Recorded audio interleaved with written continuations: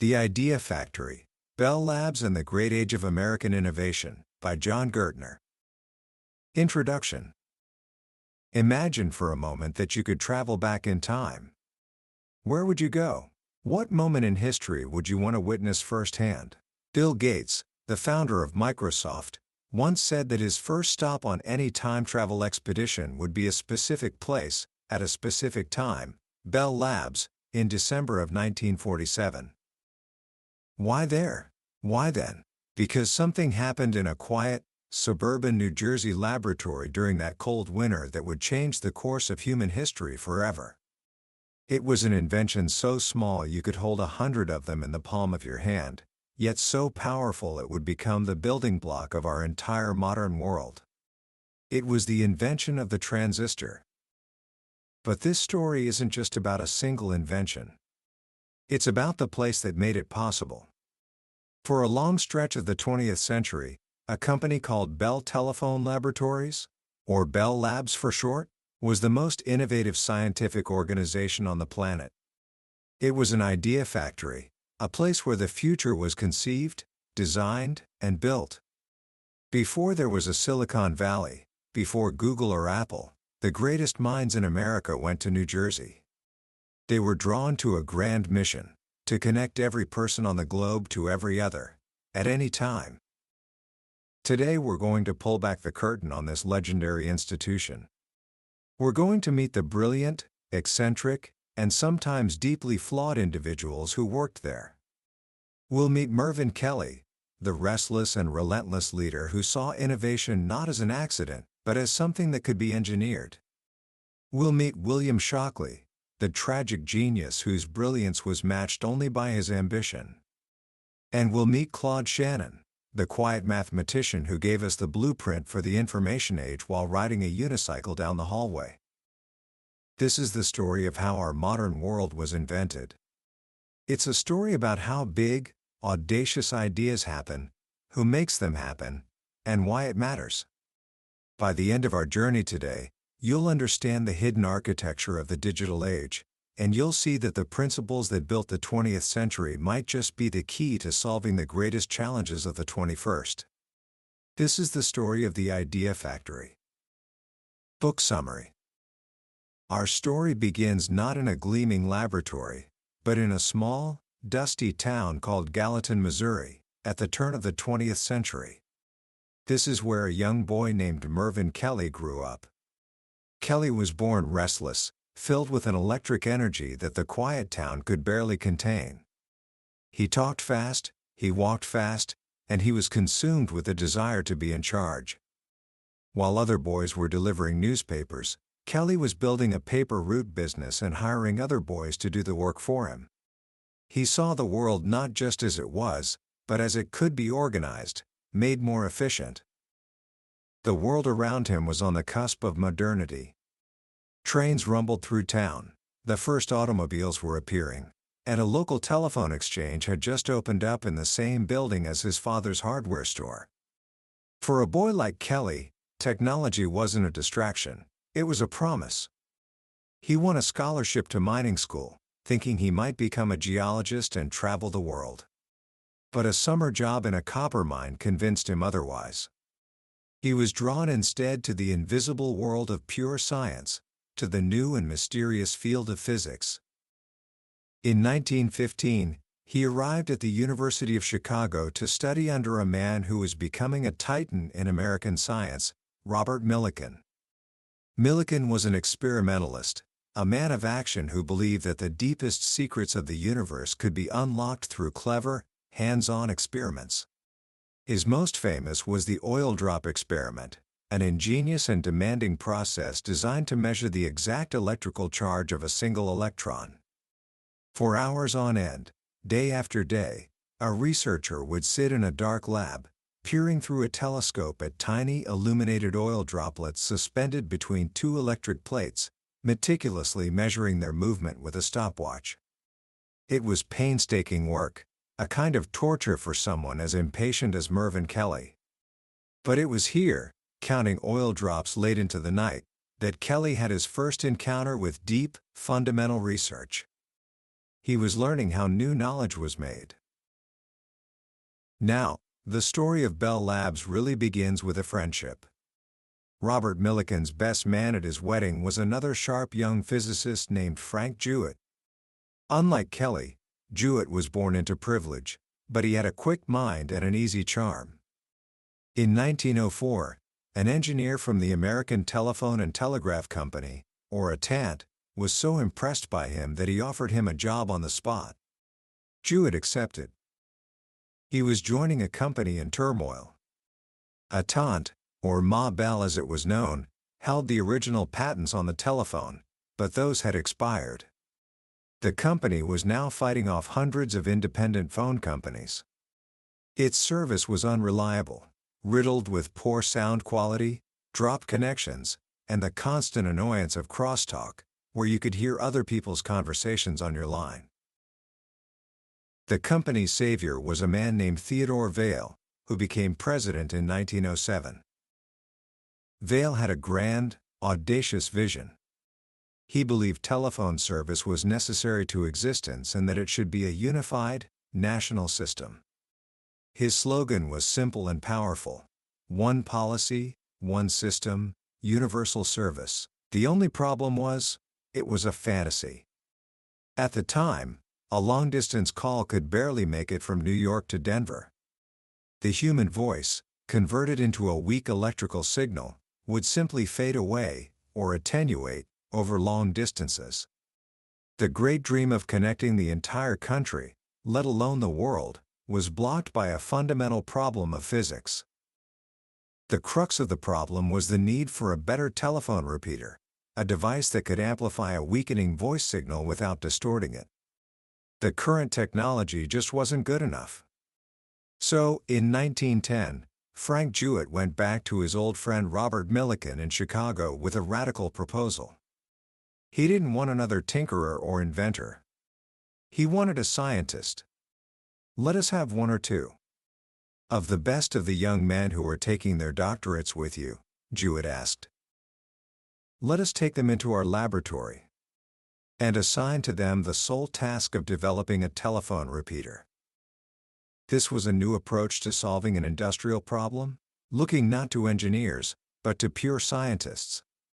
The man they hired, Harold Arnold, took an obscure invention called the audion and, through rigorous experimentation, perfected it. This improved device, soon to be known as the vacuum tube, would revolutionize 20th century communications. It worked beautifully.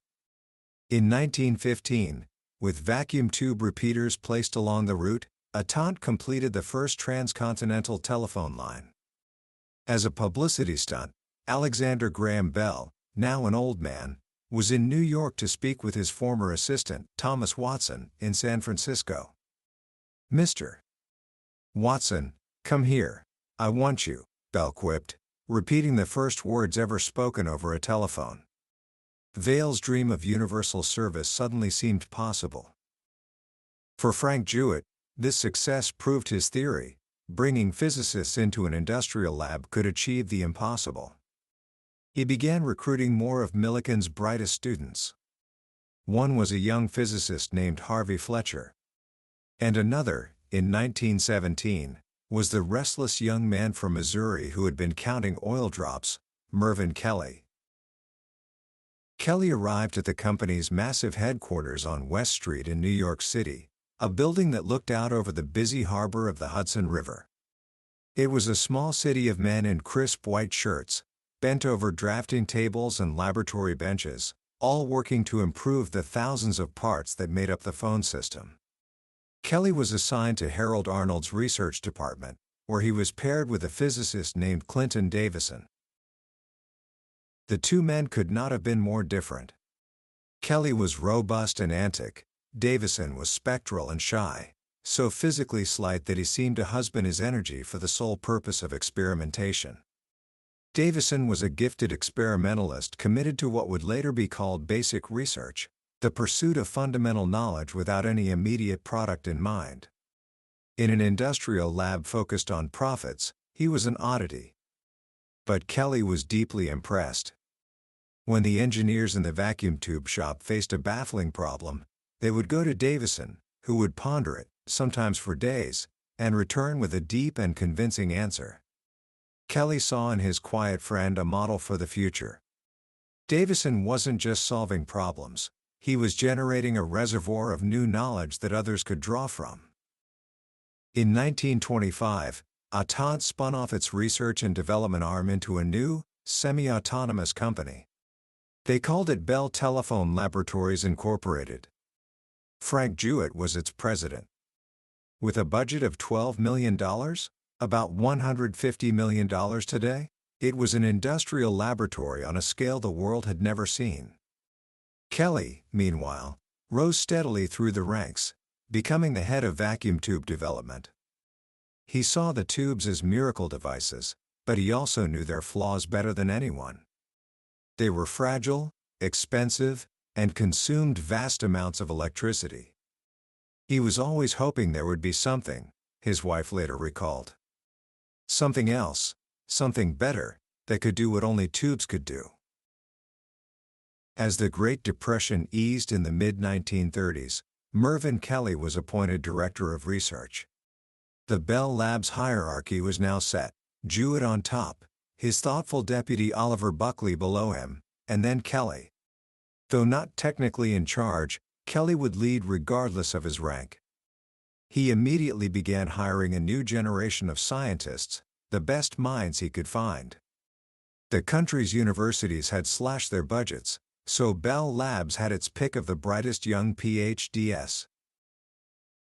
They came from small towns all across America, boys who had grown up tinkering with homemade crystal radio sets, pulling sound out of the air. Among them were two young PhDs from MIT, William Shockley and Jim Fisk, who would have a vast impact on the lab's future. There was a chemist from Princeton named William Baker, and an engineer from Caltech named John Pierce. They were sometimes called the Young Turks, a band of revolutionaries bound by a belief in the sacred mission of Bell Labs and the power of technological innovation. The most brilliant and most difficult of them all was William Shockley. Even as a child, Shockley was prone to uncontrollable rages. As an undergraduate at Caltech, his outbursts had subsided, replaced by a relentless competitive edge hidden beneath a veneer of geniality and a love for magic tricks and elaborate practical jokes. He was dazzlingly quick, a theoretical physicist whose intellectual power awed his colleagues. When Shockley said something, one recalled, "I recognized it was right." Mervin Kelly saw this gift immediately when he hired him in 1936. One day, Kelly stopped by Shockley's office and gave him a lecture. Kelly said he looked forward to the time when the noisy, clunky mechanical relays in the telephone system could be replaced by something electronic, something solid, with no moving parts. The idea lingered in Shockley's mind. He began to wonder if a certain class of materials called semiconductors, materials like silicon that are neither good conductors of electricity nor good insulators, could be the answer. In late 1939, Shockley had an idea for a solid-state amplifier. He asked his colleague, the brilliant experimentalist Walter Brattain, to build a prototype. Brattain, who had already tried something similar, laughed at him but agreed to try. The experiment failed. The result was nil, Brattain recalled. Shockley wasn't convinced he was wrong, but he didn't have time to pursue it.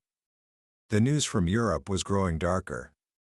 In 1940, with Germany's invasion of France, business as usual at Bell Labs came to an end. Mervin Kelly took charge of the day-to-day operations, redirecting nearly all of the lab's work toward developing electronic devices for the war. The pursuit of pure knowledge was put on hold. The urgency of war demanded practical, workable technology, and it demanded it fast. It was, as it came to be known, the physicists' war. The conflict unleashed a torrent of government money and created an atmosphere of extreme urgency. Progress has been made in some fields of technology in a 4-year interval, Kelly wrote, that under the normal conditions of peace, would have required from 10 to 20 years. The most critical project was radar, radio detection and ranging. Radar worked by sending out high-frequency radio waves and listening for their echoes to locate unseen objects. But early radar sets were not powerful enough. The solution came in a secret mission from British scientists in 1940.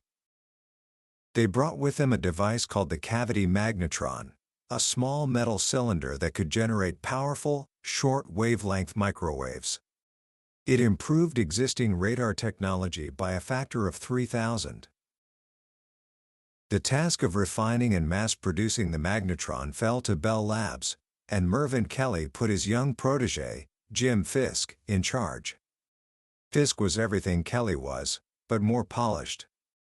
He was slender, patrician, and unflappable, with a soft touch and a twinkle in his eye that Kelly lacked. Under Fisk's leadership, his team worked out 15 different magnetron designs, and Western Electric, AT&T's manufacturing arm, ended up producing more than half of all the radar sets used in the war. William Shockley, meanwhile, took a leave of absence to become the research director for the Navy's Anti-Submarine Warfare Operations Research Group. He used sophisticated probability calculations to solve military problems, like figuring out the optimal depth for bombs to explode to sink German U-boats. The work suited his conceptual mind, but managing people did not. He struggled with his staff, and the pressure of the war bore down on him. In a private, unsent note to his wife, he confessed that he had attempted suicide by playing Russian roulette with a revolver. He never gave her the note and returned to his work. Even as the war raged, Mervin Kelly was planning for the future. He wrote a long memo envisioning a post-war world where a revolution in electronics was imminent. Bell Labs, he argued, needed to lead it, not just join it. His first move was to bring his old team back, starting with Bill Shockley. In the spring of 1945, as the war in Europe was winding down, Kelly invited Shockley back to the labs. The war was over, and Kelly had a new project in mind. The future of Bell Labs was not in Manhattan. It was across the river, in the wooded hills of Murray Hill, New Jersey. For years, Kelly had been orchestrating the construction of an immense new laboratory, a citadel of science designed to be more suggestive of a university than a factory. But unlike a university, all the buildings were connected. The physicists, chemists, and mathematicians were not meant to avoid each other. The research people were not meant to evade the development people. By intention, everyone would be in one another's way. The corridors were designed to be impossibly long, ensuring that a scientist on his way to lunch would have a dozen chance encounters, a dozen opportunities for a new idea to spark. Physical proximity, in Kelly's view, was everything. In July 1945, just after the war, Kelly reorganized the Murray Hill staff. He created new interdisciplinary groups, combining chemists, physicists, and metallurgists, theorists and experimentalists, all focused on new electronic technologies. He promoted young men like Shockley into management positions, devastating some of the older scientists. It was a revolution, and it had a single focus.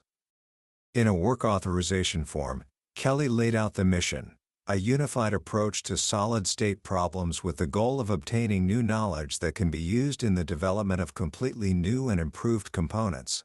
The hunt for a solid-state amplifier, the replacement for the vacuum tube, was back on.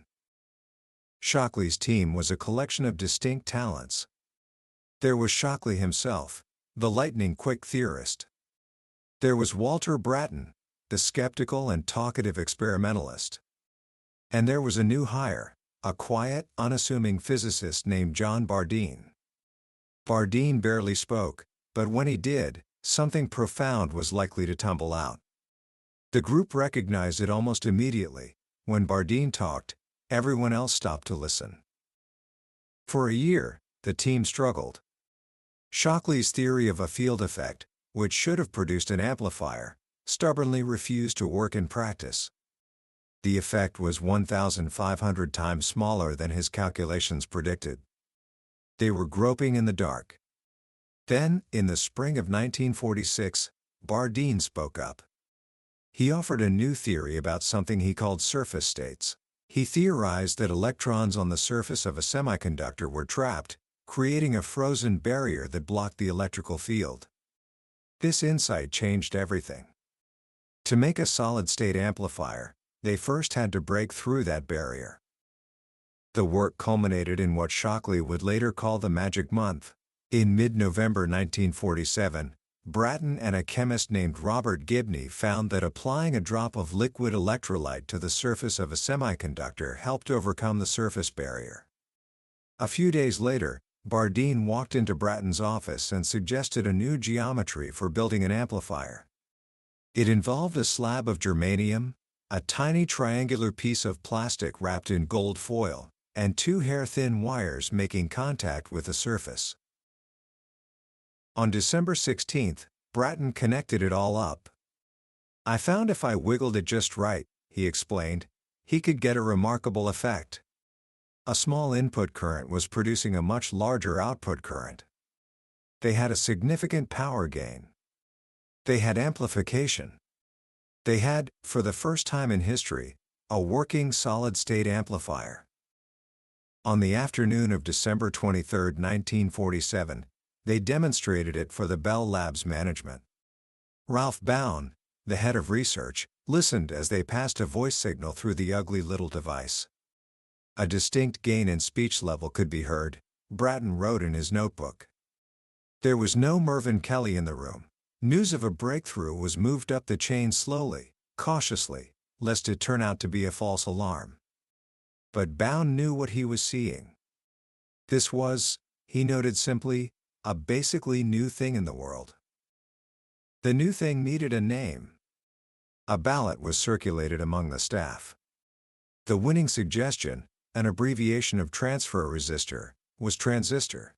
But as Bardeen and Bratton worked with the lawyers to file the patent, their supervisor, William Shockley, was consumed by a complex set of emotions. "My elation with the group's success," he later admitted, was balanced by not being one of the inventors. He spent that Christmas in a torment of envy and ambition. On New Year's Eve, alone in a Chicago hotel room, his mind afire, he began furiously scribbling in a notebook. In 3 weeks, he came up with a new, superior design for a transistor. Instead of the fragile point contact design of Bardeen and Bratton, Shockley conceived of a junction transistor, a solid block of semiconductor material that would be far more robust and easier to manufacture. It was a brilliant, illicit act. At Bell Labs, a supervisor was supposed to guide, not compete with, the people he managed. It was a taboo that Shockley transgressed, and was never forgiven for. For a month, he kept the design secret. Then, fearing a colleague was getting close to the same idea, he jumped from his seat in the middle of a meeting and presented his new theory to the dumbstruck group. The world, however, knew nothing of this internal drama. When the transistor was unveiled to the public in June 1948, it was a modest affair. The New York Times buried the story on page 46. But the electronics industry understood its significance. Letters poured into Bell Labs from companies like RCA and Motorola, begging for samples of the new device. The transistor was a breakthrough, but it was not yet an innovation. An innovation is the lengthy transformation of an idea into a widespread, practical product. The first transistors were delicate and unpredictable. Mervin Kelly handed the job of turning the laboratory curiosity into a mass-produced product to a brilliant, hard-drinking engineer named Jack Morton. Morton understood that innovation was a total process. It wasn't just discovery, or development, or creating a market. It was all those things acting together. If you haven't manufactured it in quantity, he believed, and if you haven't found a market to sell it, you have not innovated. By 1953, the year of the transistor, The pea-sized device was finally in volume production. But the future wasn't just about transistors. It was about something even more fundamental: information. And for that, we have to turn to another of Bell Labs' quiet giants, Claude Shannon. While Shockley was driven by competition, Shannon was driven by curiosity. He was a shy, eccentric mathematician from a small town in Michigan who had joined Bell Labs during the war. He was fascinated by codes, puzzles, and games. To him, the phone system was more than a network. It was an immense computer, the most complex machine that man has ever attempted. During the war, Shannon worked on cryptography, the science of secret codes. He realized that language is filled with redundancy. You can remove letters and even entire words from a sentence, and the message still gets through. This insight led him to a deeper question. He began to wonder if there were fundamental properties common to all forms of communication: telephony, radio, television, even a simple conversation. Working alone in his Greenwich Village apartment in the evenings, he developed what he called a mathematical theory of communication, published in 1948, the same year the transistor was announced. It was the Magna Carta of the information age. Shannon's core idea was that information can be treated very much like a physical quantity, such as mass or energy. He proposed a way to measure it, in a unit he called a bit, short for binary digit. A bit represents a choice between two equally likely possibilities: a yes or a no, a heads or a tails, a 1 or a 0. Shannon showed that all information, a voice, a picture, a piece of text, could be broken down and translated into these digital bits. This was a revolutionary idea. It meant that all information, from the perspective of an engineer trying to send it from one place to another, was essentially the same. His theory contained a claim so surprising it seemed impossible. Any digital message could be sent with virtual perfection, even over the noisiest channel, as long as you added extra, error-correcting bits. All of modern communications, from cell phones to deep space probes, is based on this insight. Shannon himself was ready to move on. He became interested in what he called useless things, building a mechanical mouse named Theseus that could solve a maze, programming one of the first chess-playing computers, and trying to formulate a scientific theory of juggling. He would ride a unicycle through the long halls of Murray Hill, sometimes while juggling. To his colleagues, he was an enigma, a genius who seemed to prefer silly gadgets to serious work. But Shannon was simply following his curiosity, wherever it led. The third great visionary of this era was John Pierce.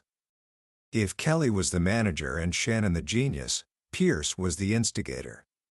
He was a restless, quick-witted engineer from California with a talent for getting other people interested in things that hadn't occurred to them before. "I tried to get other people to do things," he once said. "I'm lazy." It was Pierce who, when asked for a name for Bardeen and Bratton's new device, tossed out the suggestion, transistor. In the 1950s, Pierce became obsessed with an idea that seemed like science fiction: communications satellites. He realized that a satellite in orbit could act like a mirror in the sky, relaying telephone and television signals across oceans. The idea had been floated before, but Pierce did the hard calculations. He saw that all the necessary components were falling into place: the transistor, the new silicon solar cells to power the satellite, and a supersensitive amplifier called the maser, invented by his former colleague Charles Townes. The proof that it was possible arrived dramatically in 1957, when the Soviet Union launched Sputnik. The space race was on. Pierce saw his chance. Mervin Kelly was initially skeptical, believing the project was too risky and that a tant should stick to undersea cables. But after Kelly's retirement, Pierce got the green light. The project was named Echo. It was a passive satellite, a massive, 100-foot mylar balloon that would simply reflect signals. On August 12, 1960, after one failed launch, Echo was successfully placed in orbit. A team at a ground station in California bounced a recorded message from President Eisenhower off the balloon, and it was received with perfect clarity at another station on a quiet hilltop in Holmdel, New Jersey. The success of Echo paved the way for Telstar, the world's first active communications satellite, launched in 1962. Telstar could amplify signals and retransmit them, carrying hundreds of phone calls and the first live television broadcasts across the Atlantic. It was a global sensation. A British band even had a #1 hit with an instrumental homage called Telstar. For a moment, it seemed AT&T would dominate the coming age of space communications. But the U.S. government, wary of ceding control of space to a private company, created a new government-authorized corporation, ComSat, effectively pushing AT&T out of the international satellite business. Pierce was crushed. The great engineering success had led to a decisive business failure. Bell Labs made other missteps. They had all the elements to invent the integrated circuit, the computer chip, but the idea was seized upon by two engineers at other companies, Jack Kilby at Texas Instruments and Robert Noyce at Fairchild Semiconductor. Bell Labs had missed the microchip. Then there was the picture phone, a video telephone that debuted at the 1964 World's Fair. It was a technological marvel, but it was a mistake of judgment. It was a solution in search of a problem. People, it turned out, didn't really want to see the person they were talking to. The project was a costly failure. Meanwhile, the world that had allowed Bell Labs to flourish was beginning to crumble. In the late 1960s, a small upstart company called MCI began building its own microwave network to offer cheaper long-distance service. AT&T fought them at every turn, but the government's mood was shifting. The idea that telecommunications was a natural monopoly was losing its hold. Washington was beginning to believe that competition, not regulation, would best serve the public. In 1974, the Department of Justice filed a sweeping antitrust suit against AT&T, seeking to break the company apart. John D. Butts, the powerful chairman of AT&T, was confident they would win. But he didn't grasp how much the world had changed. The very technologies pioneered at Bell Labs, digital transmission, microwave relays, transistors, had made the network easier to build and replicate. Technology, as one executive later reflected, would have destroyed the monopoly anyway. On January 8, 1982, AT&T and the Justice Department struck a deal. AT&T agreed to divest its local phone companies, the Baby Bells. In exchange, it would be allowed to enter new, unregulated businesses like computers. The Bell system, as it had existed for a century, was no more. Bill Baker, who had become president of the labs, had predicted this years before. If the phone company were broken up, he said, Bell Laboratories as we know it now would just disappear. For a while, it seemed he might be wrong. The labs continued to produce Nobel Prize-winning work. But the mission was gone. The new AT&T, freed from its monopoly, now had to compete in the brutal open market. It was something they had never had to do, and they were not good at it. As AT&T struggled, the constraints on Bell Labs tightened. Funding for the kind of long-term, unfettered research that had produced the transistor and the laser began to dry up. In 1996, the inheritance was divided again. AT&T spun off its equipment division into a new company called Lucent, which took the Bell Labs name with it. For a brief moment during the dot-com boom, Lucent was one of the most valuable companies in the world. But it was a fantasy. The boom turned to bust, and Lucent collapsed, slashing tens of thousands of jobs, including thousands at Bell Labs. In 2006, the great Holmdel laboratory, Eero Saarinen's black box, was shut down and put up for sale. The vast, empty building became a ghost of a bygone era. What remains of that great idea factory? The physical reminders are everywhere, The microwave towers on distant hilltops, the undersea fiber optic cables that carry our digital world, the silicon chips in every device we own.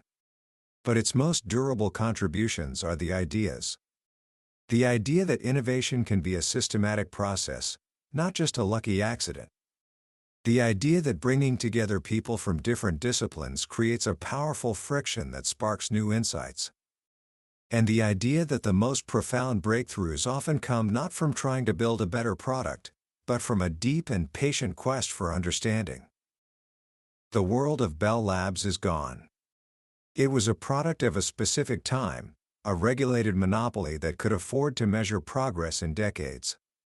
But the echoes of that world remain. They remind us that the impossible is not impossible. They remind us that the greatest innovations are not just about new gadgets, but about new knowledge. And they remind us that the future is built not by cogs in a machine, but by people, restless, brilliant, curious, and flawed, who dared to imagine a world that did not yet exist. Commentary.